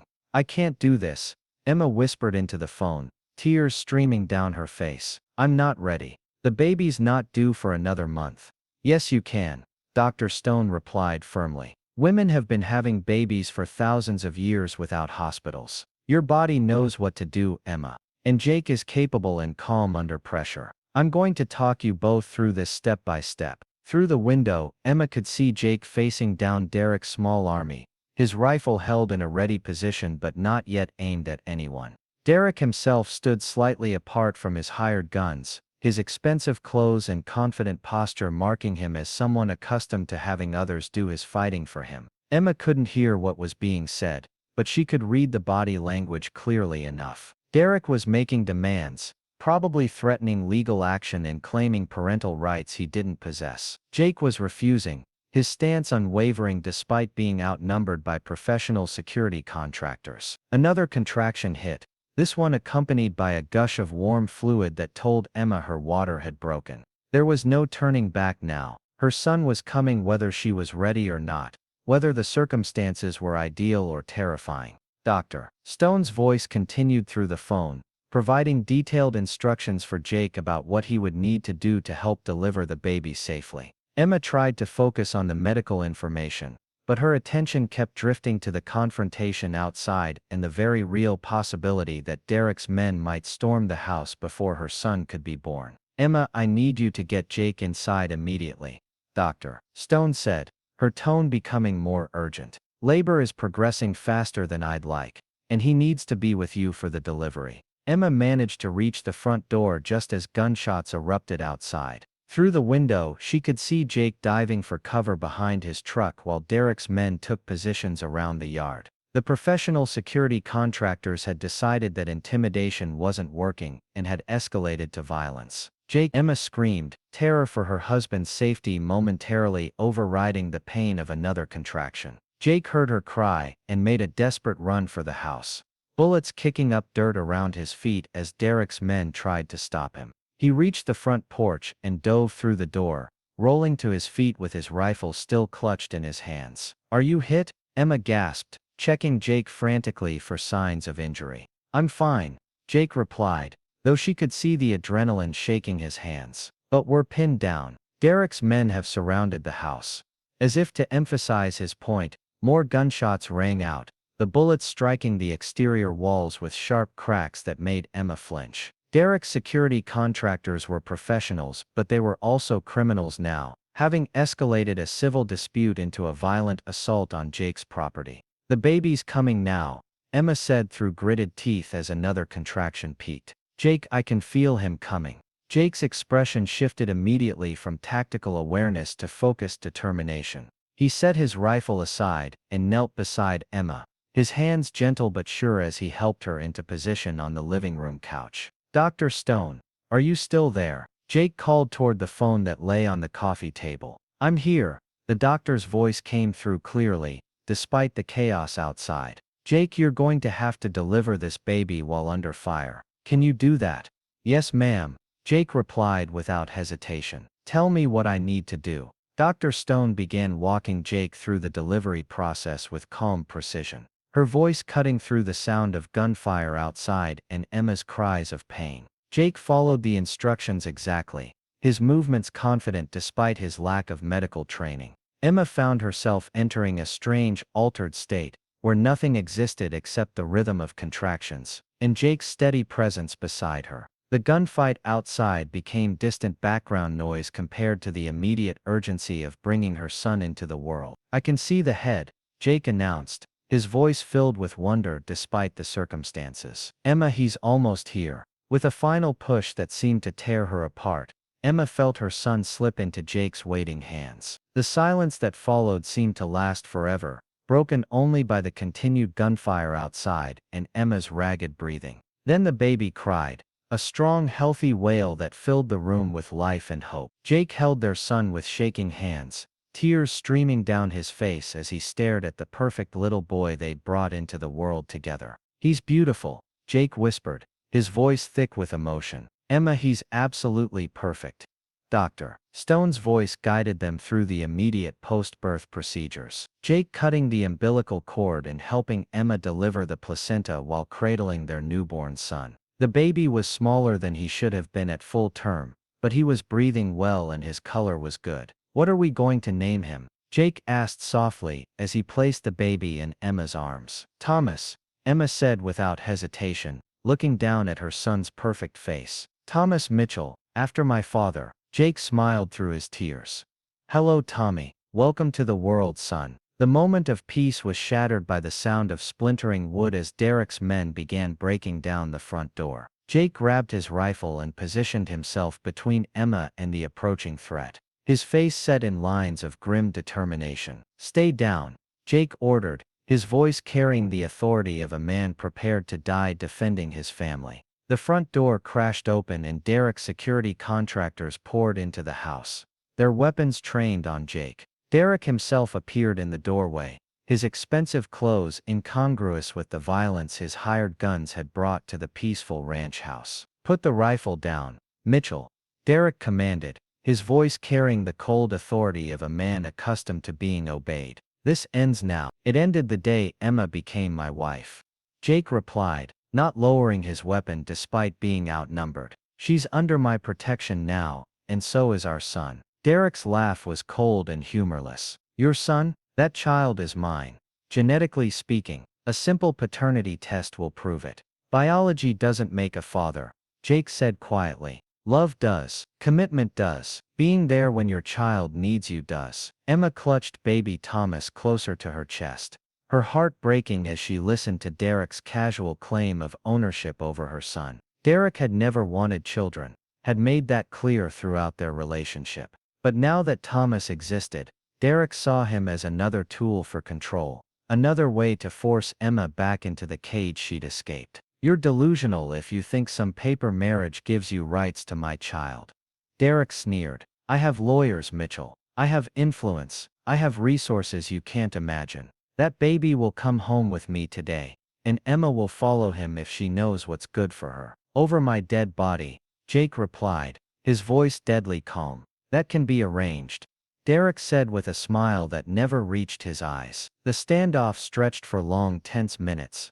with Derek's armed men positioned around the room and Jake standing alone between them and his family. Emma could see the calculation in Derek's eyes, the way he was weighing the cost of violence against the potential benefits. Then the sound that changed everything cut through the tension. The distinctive whine of helicopter rotors approaching fast and low. Through the windows, Emma could see 3 aircraft bearing law enforcement markings dropping toward the ranch, their arrival coordinated and purposeful. Sheriff Bradley's voice boomed through a megaphone, ordering Derek's men to drop their weapons and surrender immediately. Federal agents rappelled from the helicopters, quickly surrounding the house and establishing a perimeter that trapped Derek's security contractors inside. "FBI, everyone on the ground now." Derek's face went white as he realized the scope of the law enforcement response. His hired guns, professional enough to recognize when they were outmanned and outgunned, began laying down their weapons and assuming surrender positions. "This is a mistake,"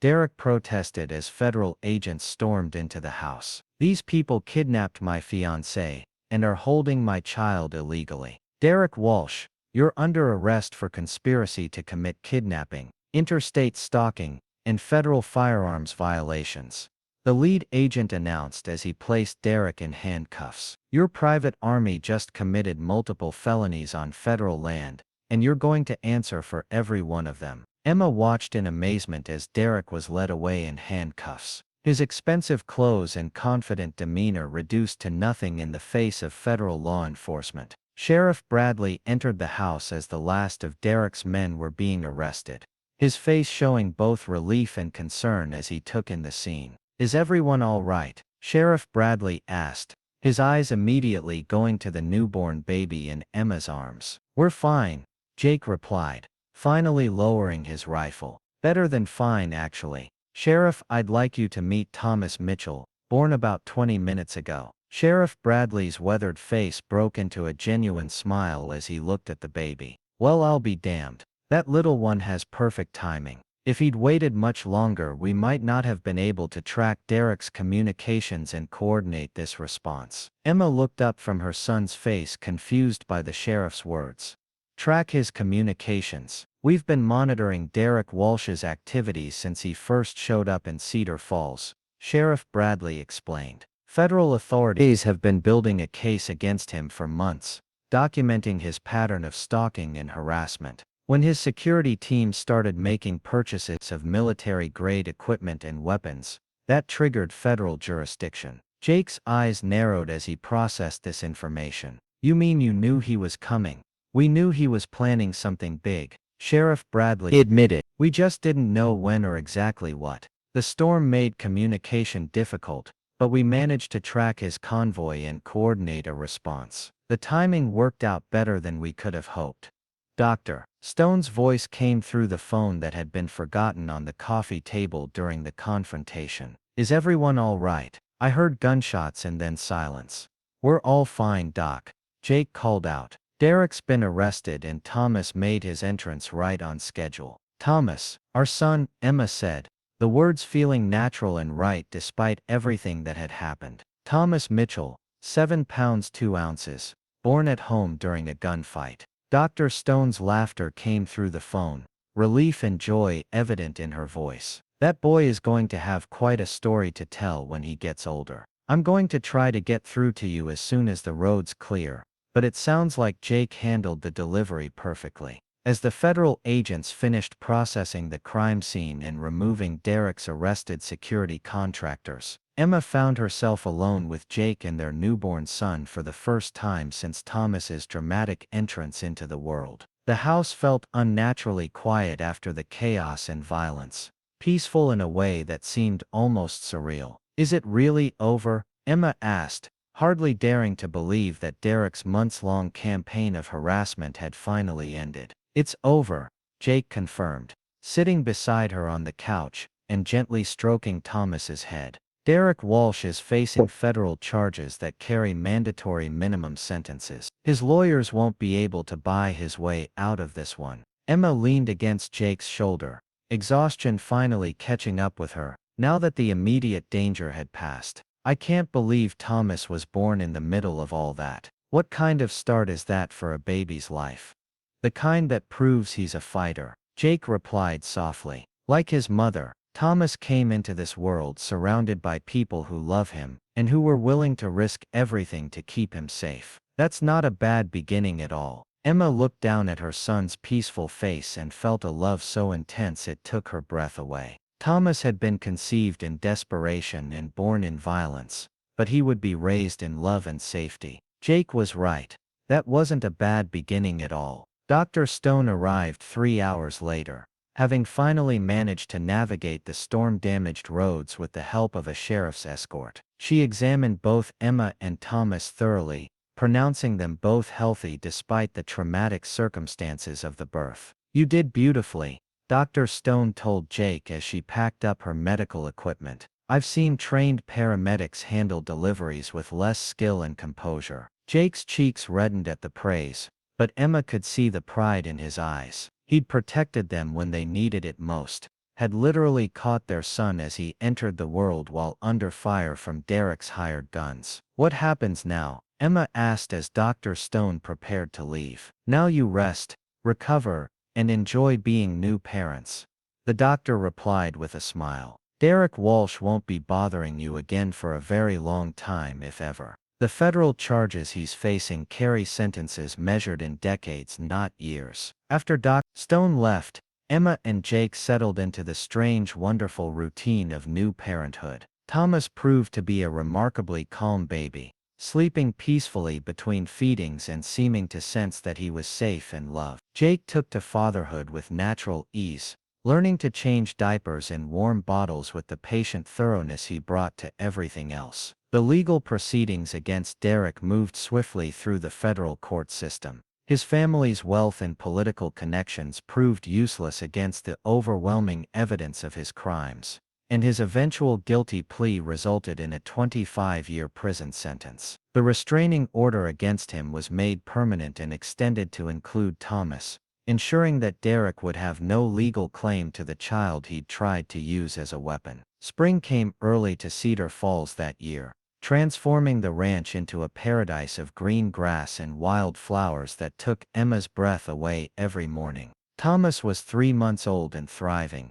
his dark hair growing thick and his eyes settling into the warm brown that reminded Emma of his biological father. But when he smiled, it was Jake's gentle expression that looked back at her, and when he fussed, it was Jake's voice that could calm him fastest. Emma found herself watching Jake with Thomas and marveling at the transformation in both of them. Jake had emerged from his grief-stricken isolation to become the devoted father Emma had always known he could be. Thomas had gone from being an unwanted complication in Emma's life to being the center of a loving family that had formed around his very existence. He's going to be tall like you, Emma observed one evening as they sat on the front porch watching the sunset. Thomas was sleeping peacefully in Jake's arms, his tiny fist curled around his father's finger. He's going to be strong like his mother, Jake replied, his voice soft with affection. And brave and stubborn, and absolutely perfect. Emma smiled at the certainty in Jake's voice. Do you ever wonder what would have happened if Derek had never found us? If we'd been able to just live quietly and raise Thomas without all the drama and violence? Jake considered the question seriously, his eyes thoughtful as he looked out over the ranch land that stretched toward the mountains. I think we would have found our way to each other eventually. Maybe it would have taken longer. Maybe we would have been more cautious about admitting our feelings. But I believe we were meant to be a family, Emma. Thomas was meant to be our son. Emma leaned against Jake's shoulder, breathing in the scent of his skin and the clean mountain air that surrounded their home. I love you, Jake Mitchell, not because you saved me from Derek, not because you gave Thomas your name, but because you're the kind of man who sees the best in people even when they can't see it themselves. I love you too, Emma Mitchell. Jake replied, pressing a kiss to the top of her head. You and Thomas are the best things that ever happened to me. Thomas stirred in his sleep, his face scrunching up in the expression that usually preceded crying. But instead of fussing, he opened his eyes and looked up at the two faces gazing down at him with such obvious adoration. He smiled then, the kind of toothless baby grin that could melt even the hardest heart. Emma felt her world shift and settle into its perfect final configuration. This was her family. This was her home. This was the happy ending she'd never dared to dream possible. The ranch stretched before them in the fading light, acres of possibility where Thomas would grow up running free and safe. The mountains stood guard in the distance, ancient and eternal, witnesses to the love that had grown from desperation and fear into something beautiful and lasting. Derek Walsh was a memory now, locked away where he could never hurt another woman or child. The legal papers that had once seemed so threatening were reduced to meaningless documents in a federal case file. Emma Collins, the frightened woman who'd fled Denver with nothing but hope and determination, was gone forever. In her place stood Emma Mitchell, wife and mother, surrounded by people who loved her, and supported by a community that had claimed her as one of their own. She'd found her place in the world at last, not by running from her past, but by choosing to build something better from the pieces of her broken life. As the first stars appeared in the darkening sky above Cedar Falls,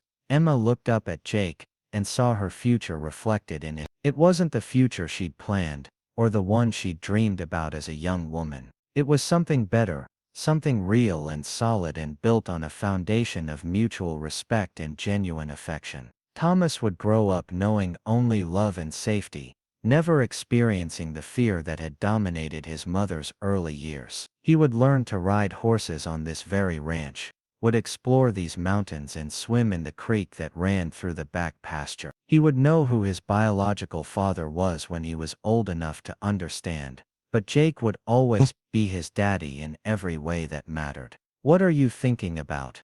Jake asked softly, noticing the tears of happiness that had gathered in Emma's eyes. Just counting my blessings, Emma replied, her voice thick with emotion. A year ago I was running for my life with nothing but the clothes on my back. Now I have everything I ever wanted and more than I ever dared to hope for. Jake's smile was radiant in the fading light. We all got more than we bargained for. I thought my chance at happiness died with Rachel. But you and Thomas taught me that the heart has an infinite capacity for love. Emma settled more comfortably against Jake's side, feeling the solid warmth of him and the gentle weight of Thomas sleeping peacefully in his arms. Tomorrow would bring new challenges and new joys, the ordinary struggles and triumphs of family life. But tonight, sitting on the porch of their ranch house with their son safe between them, Emma felt a contentment that went deeper than happiness. She'd found her way home at last,